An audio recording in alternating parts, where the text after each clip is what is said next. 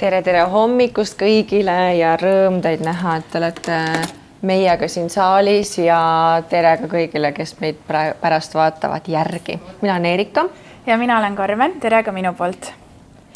Me tõesti võtame kokku selle patsiendikeskse innovatsiooni ja räägime, mida me oleme publitseerinud viimase 2 kuu jooksul, millest me oleme rääkinud ja me näitame ka teile selliste pisikeste piltidena, mida te leiaksite meie veebist üles, et kui te tahate nüüd seda pikemat sisu tarbida, kas podcastist või siis artiklitest, siis kindlasti minge sinnapoole ka.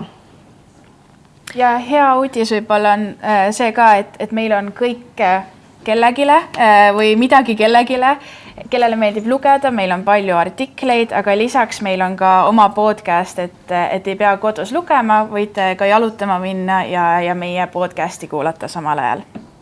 Täpselt, tuleme ka teie kõrvadesse. Sellest alustangi. Aprillis rääkisime TEHIK-u inimestega, mis on uut tulemas meie terviseportaali ja see tõesti tuleb. Siit üleskutse ka, et kui te veel ei ole vaadanud, siis kindlasti vaadake, minge digiloosse. Sealt väga kena link juhatab teid uue terviseportaalini, saate vaadata, mis seal juba on, mis meil tuleb ja sellest samast podcastis saate kuulda rohkem, et mis on need esimesed teenused, mida me toome sinna proaktiivsetena, mis innovatsiooni me saame tuua, sellepärast et me ei too lihtsalt uut särki nii-öelda digiloole, aga sinna tuleb ka täiesti palju uut sisu.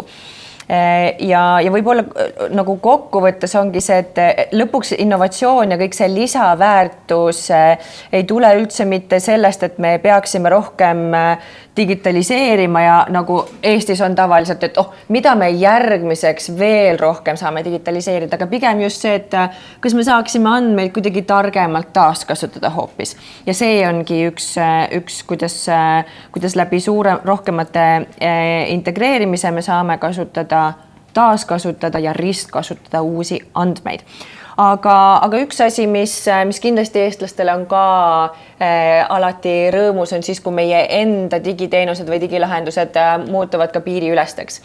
Ja siin on see piiriülene andmevahetus, millest me oleme ka päris palju viimasel ajal rääkinud ja kuidas meie näiteks digiretsept või aegkriitilised terviseandmed liiguvad muude riikide vahel ka. Sisuliselt kõige parem andmevahetus on hetkel Eesti ja Soome, Portugali, Horvaatia ja Poola vahel. Aga lõppkokkuvõttes, kui me mõtleme sellest, et mis on näiteks kõige suuremad trendid selle e-tervise innovatsiooni raames, siis sisuliselt on neid nagu 3 suuremat. Me räägime tehisintelligentsist, et selle eest ei ole pääsu. Karmen räägib sellest kohe lähemalt ka, et kui me tahame kiiremat ja täpsemat arsti töölauda korrastada, siis tehisintelligents on tegelikult see, kuhu me tervishoius liigume üleüldse. Siis personaliseeritud teenuste suunas, kõik inimesed ei vaja kõiki meditsiiniteenuseid, eks ju. Te vajate seda, mis teie jaoks on oluline ja sellepärast me lähemegi terviseandmete vahetusse, me läheme sinu personaliseeritud terviseportaalile, mis on sinu meditsiiniandmete tööportaal ja seda pakkuda siis vastavalt sinu geneetilisele taustale, sinu liikumisharjumustele, sinu tervislikule ajaloole suguvõsast tulenevalt, eks ju. Ja 3. trend on sisuliselt digitaalsed lahendused tervishoius. See on tegelikult telemeditsiin, on kaasaskantavad erinevad seadmed ja need on erinevad meditsiinirakendused, mida päris varsti perearstid hakkavad teile välja kirjutama rakendusi, eks ju. See on midagi, mis meie meditsiini tuleb paratamatult juurde.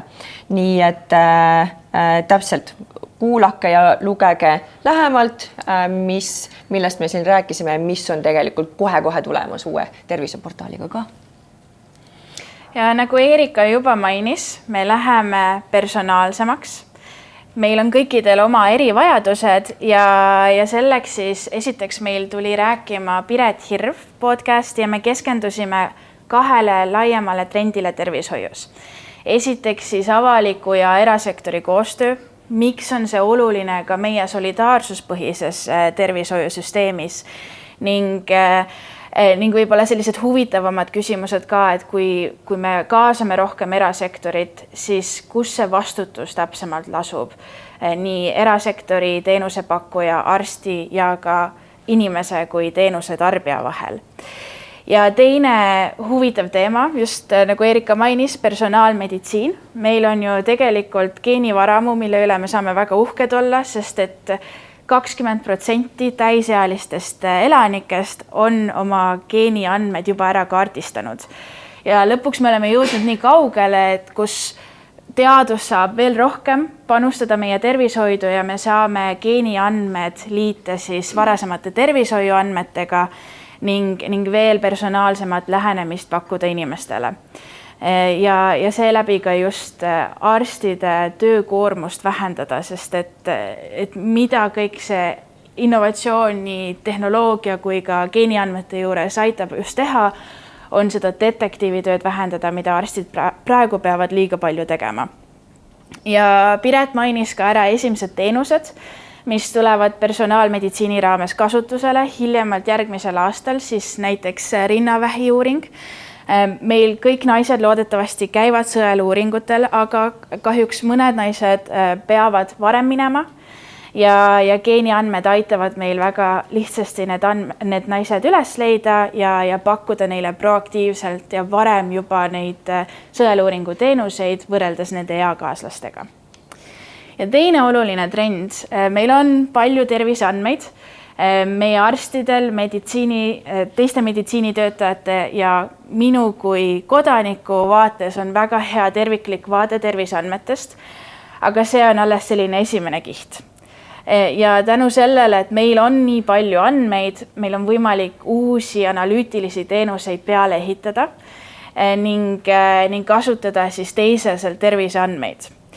Meil on väga hea artikkel, meil on väga hea artikkel, Madis Tiik käis meil rääkimas ja rääkiski just andmete potentsiaalist ning mida tehisintellekt saab ära teha tervishoius.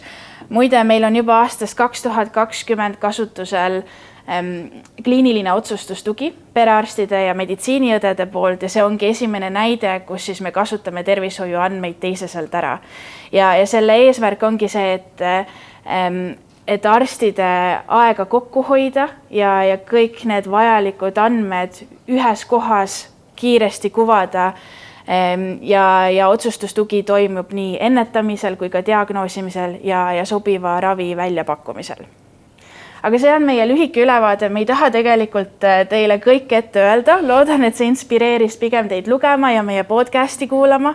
Praegu on ilusad ilmad, saate jalutada, päikest nautida, aga ka siis natukene kuulata meditsiinitrendidest Eestis. Kas kellelgi on küsimusi? Mida iganes see tervisena valdkonnas. Aga me ei ole siis tahtnud. Just. Kui ei, siis tegelikult meil ongi väga tihe kava ja me saamegi nüüd meie järgmistele esinejatele lava edasi anda. Aitäh! Aitäh teile!